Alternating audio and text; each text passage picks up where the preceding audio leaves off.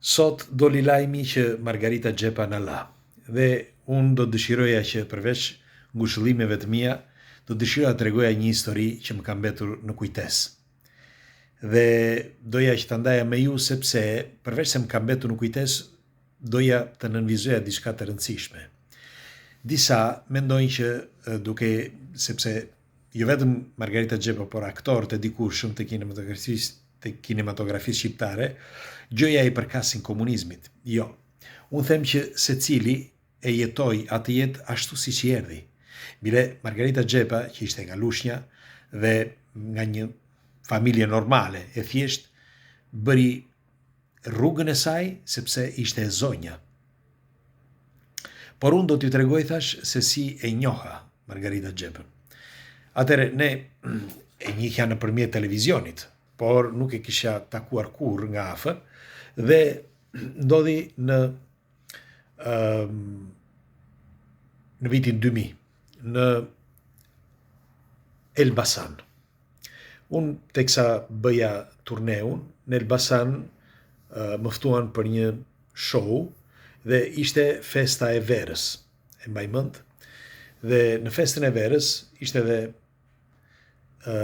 Margarita Xhepa. Dhe ekzekutova një numër.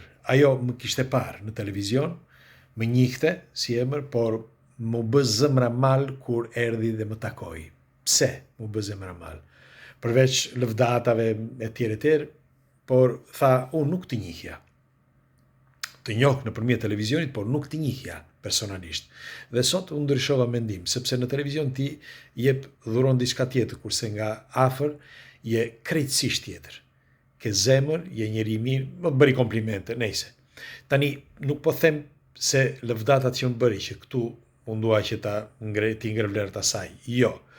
Por ai detaj që ajo nuk më njihte, sepse më njihte nëpërmjet ekranit, por kur më njohu nga afër, sepse folëm gjatë, aty njohu Nadirin.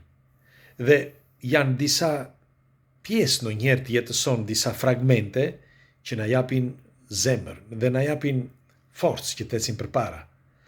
Dhe për ndonjërin nga ju që ndoshta ju duket, sepse kur arrin dikush nga ju mendon që arriti, Nadiri u bë i famshëm, për mua asnjëherë nuk kam arritur, asnjëherë. Unë vetëm eci përpara dhe kurrë nuk arri, sepse rruga është e gjatë dhe është kaq e lodhshme, është e thjeshtë të arrish, por është kaq e vështirë që të mbash hapin. Ndaj them që nuk arrin. Dhe tjetra, Margarita më njohu si isha unë. Dhe kjo ishte diferenca. Dhe kur më njohu, më tha, me një fjalë, në sintezë ishte që ç'më intereson mua se çfarë bëjnë të tjerët atje në për televizion që të adhurojnë apo ku ta di unë. Unë tani që të njoha, tani po. Kjo ishte thelbi. Tani ne u takuam dhe herë të tjera. Kemi shkuar, kur shkuam në Strug, me Zene Perlukën e tjerë që isha i ftuar, mbaj mend që pothuaj gjithë kohën kemi folur bashkë me Margaritën. Ishte edhe Tinka Kurti, por Tinka është, le të themi, më e rezervuar.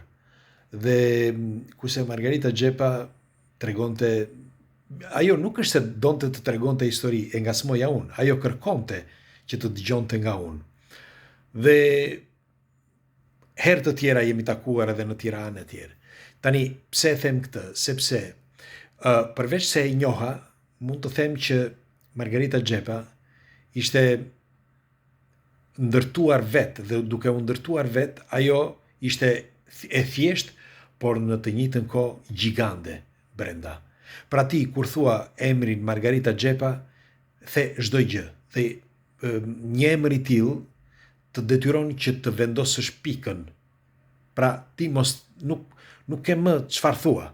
Në fakt unë kisha menduar që sot të shkruaja diçka, me një fjalë dhe ta postoja, nuk mundesh sepse çfarë doj që të thuash është diçka e madhe dhe për të tepër ka rëndësinë e vet dhe pastaj është vështirë sepse mbeten ato fjalë që ti i thua. Dhe kështu që e matesh disa herë. Dhe në fund fare thash, jo, po bëj një video në vend që të shkruaj diçka dhe ta postoj. Dhe normal që këto fjalë që po them janë personale, por dua të them dhe një diçka të rëndësishme që Margarita Xhepa së bashku me aktorë të tjerë na frymëzuan, sepse në radhë të parë ne i urritëm me ta, na shoqëruan.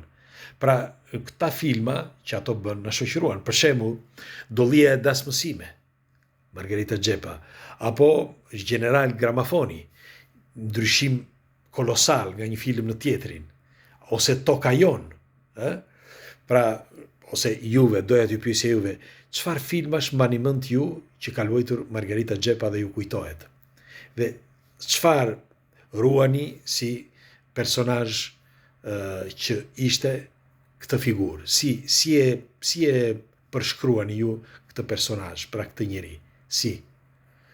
E përsëris edhe njerë, janë filma që na lanë gjurmë në jetën tonë, dhe unë ndonjëherë nuk jam dakord me shumë nga ata që shpesh kritikojnë njerëz që jetuan në epokën e komunizmit, që s'kishte lidhje fare Margarita Xhepa apo ku ta di unë, të gjithë aktorët apo kush ishin, nuk ishin lidhje fare me komunizmin, se ishin po ashtu siç dhe ne.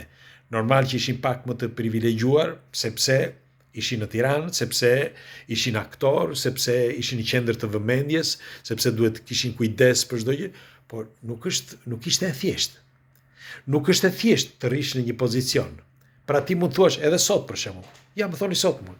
Nëse ju jeni politikan, ju mund të bëni ç'të doni, harrojeni. Nuk mund të bëni do ç'të doni. Bile edhe këta aktorët që janë këtu, për shembull, po flas për aktorët italian. Kam qenë në botën e aktrimit dhe e njoh mirë. Dhe po ta shikoni se çfarë ndodh atje brenda, është pislëk nga të gjithë anët. Dhe mos mendoni se në Amerikë është më mirë, më keq akoma. Po ti shikoni, të gjithë ata atje janë fëmijët e vëllezërt, motrat, kushërinjt, fëmijët e atij apo të atij, sepse bile tashmë është theksuar akoma më shumë. Askush nuk investon më si më përpara, po investojnë vëllezërit, shokët, kushërinjt, se kanë frikë. Kanë frikë, duan të jenë të sigurt për çdo gjë. Kështu që ata filma na lanë gjurmë në jetën tonë, por ata aktor ishin të detyruar që të bënin atë jetë që bën. Pra një jetë që për shumë njerëz, ndoshta, jo për shumë, për pak njerëz që mendojnë që meqense ishte epoka e komunizmit, ndihmuan komunistët apo ku ta di unë situatën që gjendej në atë periudhë. Nuk është as pak e vërtet kjo. Me fjalë, thash, unë i njihja që atëherë shumë nga këta, nuk luajta në Itali, në Shqipëri role, vetëm në Itali, por i njohita sepse duke bërë televizion që atëherë kuptova shumë gjëra. Dhe normal, dikush ishte fëmia e njërit apo të tjetrit, ishin privilegjet janë gjithandej. Gjithandej ka privilegje. Mos mendoni se nuk ka.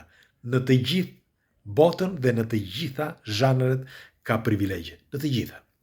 Por varet se si është ai njeri, varet se si e përdor pastaj, përveç se si është njeriu, por edhe si e përdor ti atë pozicion. Pra, mund t'jepet shansi edhe juve, mund t'ju jepet shansi që të bëheni aktor, të bëheni politikan, të bëheni drejtor apo ku ta di unë.